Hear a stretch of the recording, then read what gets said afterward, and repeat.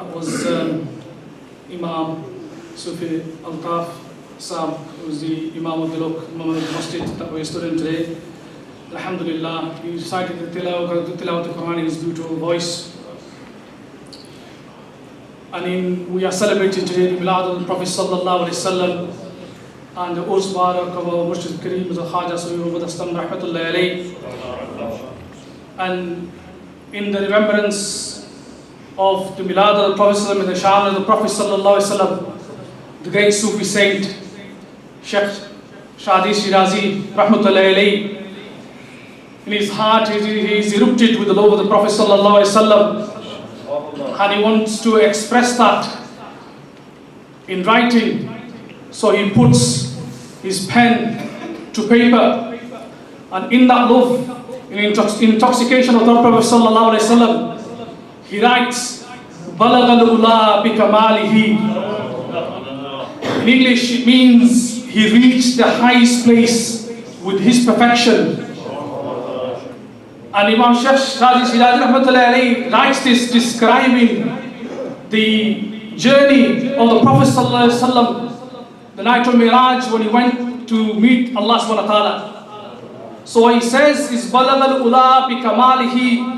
He reached the highest place by his perfection, that it was his kamal that took him to the closeness of Allah Subhanahu Wa Ta'ala. And then he writes, "Kashafat duja bi jamalihi." Kashafat duja bi jamalihi. He removed darkness by his beauty. It was his nur that enlightened the earth when he was here, and it is his nur that enlightened the heavens when he went up to the heavens. Then he writes, "Hasanat jamiu fiswalihi." Beautiful are all his attainments. And if you look at when you write poems, you always write a few lines, and it usually rhymes. And he writes the first 3 lines, and again, and he thinks, what do I write next? And he can't think of anything to write, so he goes to sleep. And in his sleep, he gets the ziyarat of the Prophet Sallallahu Alaihi Wasallam. And the Prophet Sallallahu Alaihi Wasallam asked, "O Sheikh Shadi, what is it that troubles you?" He said, "Ya Rasulullah, in your honor, I have written, Balagha al-ula bi kamalihi, kashafat duja bi jamalihi, hasanat jami'u qiswalihi." But I do not know what to write after. I am stuck. The Prophet Sallallahu Alaihi Wasallam instructed him to write, "Sallu alayhi wa alihi." Send blessings upon him and his family. Alhamdulillah, these are the great ways of the RadiyAllahu, that these are the blessed words that they have expressed in writing. And this is the blessing. Our Murshid Kareem was such man whose writing, his pen, his ink is one and individual one of us. For he changed our hearts, he changed our minds, he changed our souls. With those people who belong to the streets, but he took us off the streets, and he gave us namaz, he gave us roza, he gave us dari, he gave us topi. He took us from the path, away from the path of Quran, and his faces upon the Masallai Rasul Sallallahu Alaihi Wasallam. Zer-e Takbir, Zer-e Risalat, Zer-e Tahqiq, Eid Milad Nabi, Mazar Khwaja-e Khwaja-e, Bade Murshid Taliyon wale ne, Tabaqte Noor de Nale ne, Tabide Karma wale ne.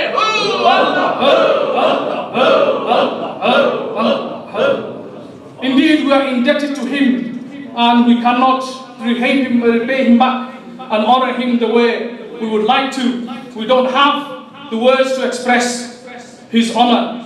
Inshallah, Achiz would like to invite Sahibzada Junaid Shadpuri Shah to come and recite the Naat Sharif. Naare Takbir, Naare Risalat, Naare Tahqiq, Jasne Eid Milad Nabi, Darbar-e Shadpuri Sharif. Allah. أعوذ بالله من الشيطان الرجيم. بسم الله الرحمن الرحيم. إن الله وملائكته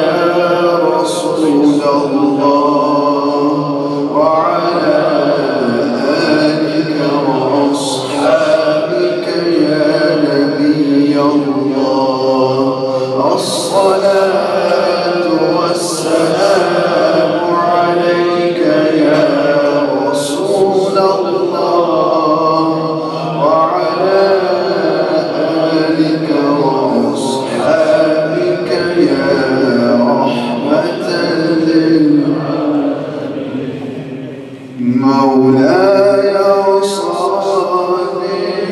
صل وسلم دائما أبدا على حبيبك خير الخلق كلهم مولاي صل وسلم دائما أبدا على حبيبك خير الخلق كلهم الحمد لله منشئ الخلق بعدد ثم الصلاة على المختار في القدم مولاي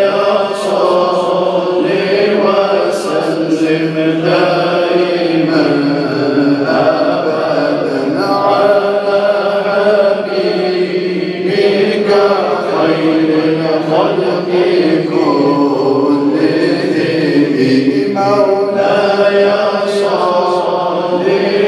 صل وسلم دائما أبدا على حبيبك خير الخلق كلهم محمد سيد الكونين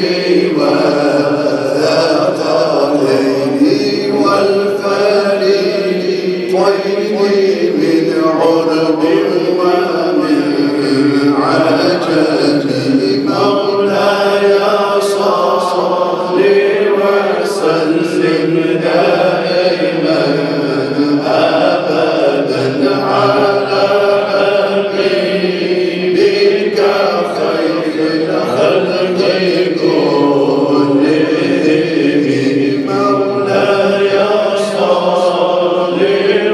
صل وسلم دائما أبدا على حبيبك خير الخلق كلهم والحبيب الذي ترجى شفاعته لكل حول من الأحوال مقتحم مولاي صل وسلم دائما أبدا على حبيبك خير الخلق كلهم مولاي صل وسلم دائما أبدا على حبيبك خير الخلق كلهم يا أكرم الخلق ما لمن ألوذ به سواك عند حلول الحديث الآمن مولاي صل وسلم دائما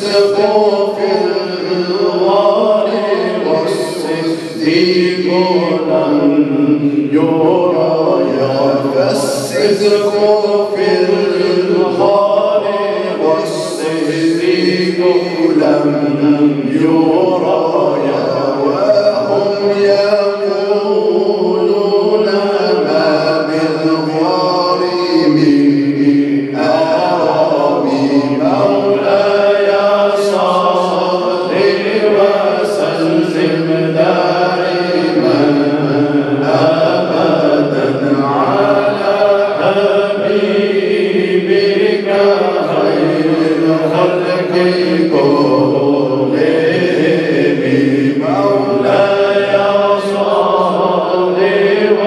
صل وسلم دائما أبدا على حبيبك خير الخلق كلهم والآل وصحبه ثم التابعين لهم أهل التقى والنقى والحلم والكرم ثم الرضا عن أبي بكر وعن عمر ثم الرضا عن أبي بكر وعن عمر وعن علي وعن عثمان ذي الكرم يا ربي بالمصطفى بلغ مقاصدنا يا ربي بالمصطفى بلغ مقاصدنا يا ربي بالمصطفى بلغ مقاصدنا واغفر لنا ما مضى يا واسع الكرم مولاي صل وسلم دائما أبدا على حبيبك خير الخلق كلهم فاغفر لناشدها واغفر لقارئها فاغفر لناشدها واغفر لقارئها سألتك الخير يا ذا الجود والكرم مولاي صل وسلم دائما أبدا على حبيبك خير الخلق كلهم سبحان ربك رب العزة عما يصفون وسلام على المرسلين والحمد لله رب العالمين صلى الله عليك يا رسول الله وسلم عليك مرشد شاد